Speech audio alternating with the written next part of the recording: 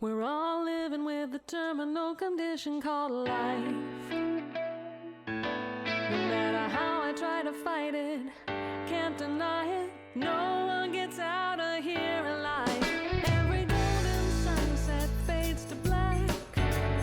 Never know if it'll be the last, but I know I've only got one chance to live this precious life.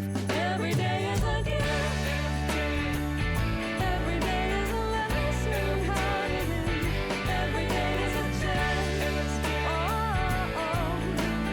to set it out.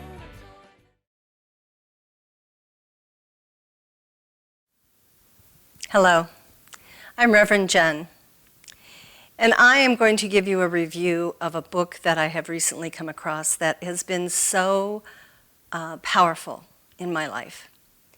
Many of you know that I created and facilitated a class recently on grieving, and we completed that class just a few weeks ago. And in my research to find something fresh to support people in the grieving process, I ran across David Kessler's book, Finding Meaning. Now, you may find that name familiar. David Kessler actually worked with Elizabeth Kubler-Ross back in the 60s and 70s in the creation of books on death and dying and grieving. And he worked with her in the 5 steps of the grieving process: denial, bargaining, acceptance, depression. There's another one. But in that process, there were 5 steps. And how those came about is that Elizabeth Kubler-Ross worked with people in the dying process. And she noticed that there were stages that people went through when they found out that the end of life, as we know it, was coming to a point. And they went through these stages. And then what she began to discover is that after we lose a loved one, after that person has passed and has transitioned from this life frame, we go through those same stages. And so what Kessler discovered in the past, in the recent years, was that there is a 6th step. And he actually went back to the family of Kubler-Ross to get permission to write this book. This book just came out this year. And I found out about it because I found in the Harvard Business Review an article written by David Kessler about COVID-19 and the grieving that we are all going through this year. And so it piqued my attention, it interested me, it got me kind of wrapped around it, and I brought it into this class, and I wanted to share this with you. It is a beautiful book. It is an easy read, if you will.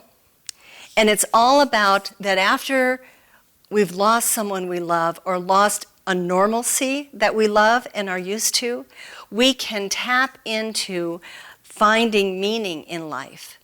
And when we find the meaning, it helps heal us. Now, don't get me wrong. He doesn't talk about us coming to a point in life where all of a sudden we're not grieving anymore. We've gotten through it. We've mastered it. What he says is healing doesn't mean that the loss didn't happen. It means that it no longer controls us. And so what I found so beautiful about this was the idea that many of us, when we lose someone or something, once we can find meaning in what transpired, maybe not meaning and understanding as to why we lost the loved one, but what is left for us and the meaning for us, we can heal through the process. He talks about many of the individuals that we've heard of over the years who had a tragic loss in their life, and then they started a nonprofit organization, or they started some type of organization or process, or they became really involved in what it was about the individual that they lost, and now they promote that. What he teaches in this book is that it can take months, and it can take years. And for some people, that meaning is never found. It's never identified.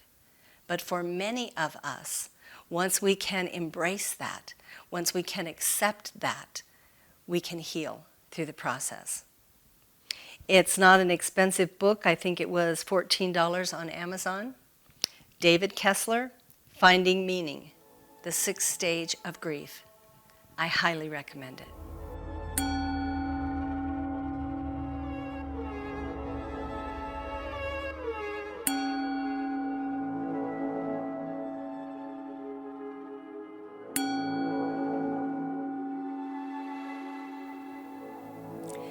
Please pray with me.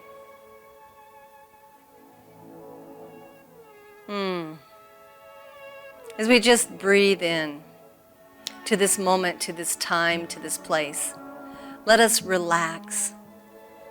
Let us relax our minds and our bodies and allow ourselves to be present now. Because what we know in this now moment is that God, Spirit, universal wisdom is present in everything, surrounding everything, filling each and every one of us. And for this time, for these few moments, right here and right now, there is nothing we are required to do, nothing we are required to be. So we just allow ourselves to ease into this space, turning our attention to what is spoken and what is heard, knowing that these words can fill us, support us, and inspire us. I know that all people, all paths, everywhere are blessed by God. And for this I give thanks. And for this time and technology, I give thanks. And so I just let it go and let it be. And turning it over to the mind of God, I simply say, and so it is. It is already the middle of November. And as we continue through this month, we continue with the theme for the month, living as a compassionate conduit. I tore that apart a little bit this last week because what kept coming up for me is that there's so much going on around us. We just had the election a short time ago. We still have so much that is up in the air and going on around us with this and so many other things. COVID is rampant, depending on who you listen to. And so in that place, I kept thinking, how can I show up as a compassionate conduit? Because there are moments in time where I am frustrated. I'm angry. I am discouraged. And what happens when we go into that space, into that place of reacting to the things around us, what happens at that time is we have a sense or a tendency in our humanness to direct that discouragement, to direct that anger at someone else. And I don't know about you, but people are showing up for me everywhere, demonstrating every kind of behavior.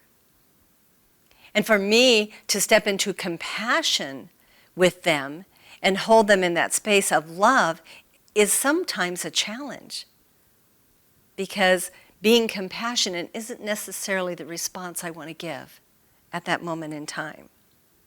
So I thought it would be good to talk about this morning a little bit about how do we muster up compassion when we don't feel it?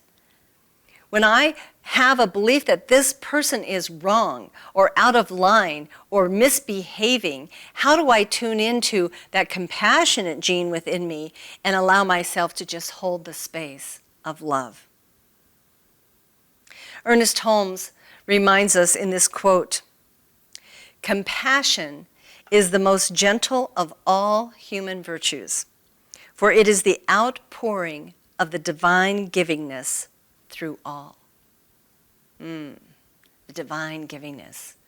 If we can remember that, if we can remember that it is the most gentle of all virtues, if we can pause in reaction and breathe in and allow ourselves to move into that heart space and feel that tenderness for the rest of humankind, then I believe we can show up with compassion. You see, Spirit is living out its perfect life as each of us. God is expressing through us. And in that expression through us is experiencing life in form. It knows itself more as us. It's an interesting way to think about it, isn't it? It knows itself as more as us. The only way that Spirit has of bringing forth our values of a world that works for everyone is through each and every one of us. So we're kind of called to be that conduit, if you will, for Spirit. The talk title for today is How Engaged is God as Us? And before I go any further with that, I want to say this. I know there are many of you, because I have experienced this in my life. I know there are many people who are listening to this, watching this talk, this message, who are cringing at the use of the word God. We all come from different backgrounds. Many of us came from religious upbringing. Many of us came from spirituality. Some of us came from kind of neither. But whatever our experiences were and whatever showed up for us, we may react to certain things, like the word church, the word God, the name Jesus. And so what I want to encourage you before we move any further into this talk today is just to say, pick the name that works for you. In the science of mind, we teach that we are all at choice. Ernest Holmes talks about this all the time. I tell you to find the gem that suits you, the information that supports you, the idea that supports you in your lifestyle, because it's all about each one of us finding the best life for ourselves. In order to do that, we have to discover the right language that fits for us. So please do not limit yourself or try to fit yourself into a box or a compartment using the language that I use, but find what works for you. You may call it Spirit. You may call it the all-knowing. You may call it God, and you may call it friend. That is entirely up to you. I encourage you to take charge of your life, your spirituality, your concepts, your views, and take what works and let go of what doesn't. So back to the question, how engaged is God as us? I found it an odd question, and I have struggled a little bit with it, but the answer is God, Spirit, universal wisdom, is 100% engaged as us. We were created for its purpose. We were created so that it, the divine, could experience form through us. So it is 100% engaged. Where the engagement seems to break away, where that relationship seems to fall apart and break down a little bit, is our commitment. How are we showing up? You see, we seem to have moments when we believe that we are more human and less divine. We're constantly going through this process of comparing and evaluating. I used to play this game when I was a kid. In those moments in time when I would get so angry at one of my parents, they told me I couldn't do something or I couldn't have something and I didn't understand it. Or I was fighting with my brother or something happened at school. I had this place that I went to. Now, I would say to you that it was a place in my bedroom, but the truth is it was a place in my mind. I went to this place in my mind where I didn't think God existed. And when I was in this space, I was perfectly safe and free to throw a fit. I could kick the footboard of the bed. I don't know what that footboard was made out of. It was the thickest chunk of wood, but you couldn't dent that thing for anything. I could pick up toys off the bed and throw them across the room. I could scream, I could shout, I could throw myself down on the bed. I could do whatever I wanted. And what I believed is that God didn't see me. Because what I thought was that I was acting inappropriately and God would be disappointed. Then when I got over it, I started to feel a little bit better. I kind of moved through some of the emotional stuff. I would start to envision sunshine on my face. And if I could go outside, I would go outside and feel the sun on my face because that was God to me. I would allow the warmth of the sun to wrap around me. And sometimes I would pray, and in my youthfulness, I remember sometimes as a child, I was just talking to this friend of mine that I knew to be this being. And I would pray, and I would keep moving through the process. Now, I know many of you are very aware of the fact that that wasn't the truth. I wasn't going anywhere.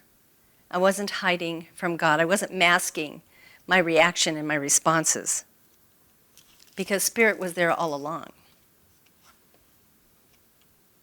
But I happen to know that there are a number of people today who are playing that game. Maybe not in the same way I did, but they're playing the game that says, now I'm going to be human, now I'm going to be divine, now I'm going to be all about earth, and I'm going to be about earthly things, I'm going to talk about politics, and I'm going to do this, and I'm going to do this, and now I'm going to shift, and I'm going to move over to more spiritual things, and possibly more context of quotations and information and inspiration that moves my spirit. And the truth is, we are always divine. Always. Because we came from the divine. We were created with a divine intention, on purpose. We are divine beings. I've said this before. We're having a human experience. And we are always connected to God, in God, and as God. And God is always a part of what we are and what we do. So let me give you just a basic example. Let's say you want to bake a cake for Thanksgiving. You go to the cupboard and you pull out a recipe and you get the ingredients and you put them on the counter and you have the bowl and you have the mixer or the spatula or whatever you're going to do, and you throw it all together and you mix it all up and you pour it into a pan and you put it in the oven and you bake it. And when you pull it out, you have so many choices. You can serve it as a loaf cake. You can put frosting on it. You can decorate it. You can put nuts on it, raisins on it. You can do all these things. But what you are working with is a cake. When the family comes over, or the few people who are in your home decide to share this cake with you, and you slice it into pieces, when you pull it out of from the original context and put it a single slice on a plate, you are putting a piece of the cake on the plate. It's still cake. If someone comes to your home and wants to take their dessert home with them, you wrap it up, they take it home, they're taking home cake. It hasn't changed. It is still from what it came from. And this is the thing that we get to pay attention to, is because we are of Source. We are created by Source. We are of the divine. And no matter where you go or how you act or how you speak, whether it's appropriate or not, you are still that being of Source. So I encourage you to let go of the idea that sometimes I'm spiritual and sometimes I'm not. Because the truth is, we are always of Spirit. You know, there's a story in the Hebrew Scriptures. The prophet Ezekiel is approached by God. And God talks to Ezekiel and tells Ezekiel that he needs to go and talk to the Israelites who had become rebellious and were behaving poorly. And what God said to Ezekiel was, these people have become very stubborn. So what you need to know is they may not listen to you. But I want you to go and talk to them just the same. Now, he didn't have to learn a special language or anything, because these were Israelites who spoke the same language he did. What he was being encouraged to do was go and talk to them. Try and talk some sense into them. But what he was cautioned throughout the Scripture was to remember, they may not listen. God said to him that, speak the words I have given to you. Come from your heart and do not falter. The task Ezekiel was called to do was to go and speak to them and speak from his heart. The task was not to change their minds. What an amazing example this is for us today. How often do we open our mouths and think we have to convince someone to see it our way? When we could just sit back and know that I get to speak, there's something on my heart, I'm going to share it. You may listen and you may not, and that's okay. My role is to speak it. How often do you withhold an idea, a thought, information, because you don't believe that the person you want to share it with will listen to you? How did we get into that thinking that we project ourselves on somebody else and we make the decision for them? When the truth is, when you come from your heart, you're always coming from the right place, and they are at choice. Everyone around us is at choice to accept or reject whatever we say. Our purpose is to speak. So consider for a moment that each one of us is spirit, watching what is happening on planet Earth today. Maybe there are rebellious people that are coming to the foreground. Maybe they don't want to live in love. Maybe they don't even want to consider it. Maybe there is that idea of someone is right and the rest are wrong, which can create conflict. What we are taught in this scripture is saying nothing is not an option. We are reminded to speak from our hearts. What the other person chooses to do with the information we give them is entirely up to them. We don't have to try to manage or control that. All we need to focus on is coming forward from the heart and speaking our truth. You see, we don't all have to be activists. We don't all have to go out and carry a picket sign and engage in some type of demonstration. All we need to do is use our beautiful voices, come from our amazing hearts, and speak up and do what is ours to do. We're all called to speak. We're all called to take action. This week, the call to action is to love others. When you are not feeling that moment of being compassionate or being that compassionate conduit, stop, pause, breathe, take a deep breath. If you need to meditate, meditate. If you need to pray, pray. If you need time for the silence, take it. And then speak when the time is right, when your heart is full. Be that amazing, beautiful conduit for the world. That is what supports us, and that is what is going to help us change this planet to something bigger, better, and brighter. Let us speak and live from a place every day of compassion. Please pray with me. And as we breathe in this time again, recognizing that God is all there is, recognizing that Spirit is in all things, we do so knowing that this power, this God, this presence, this truth, this love, this light lives within each of us. We are the conduit for it to express on this earthly plane. Let us be willing. Let us be in agreement to do that, be that presence. Be that conduit. And I know that in our hearts there is more love and more compassion than we can ever imagine, than we can ever fathom.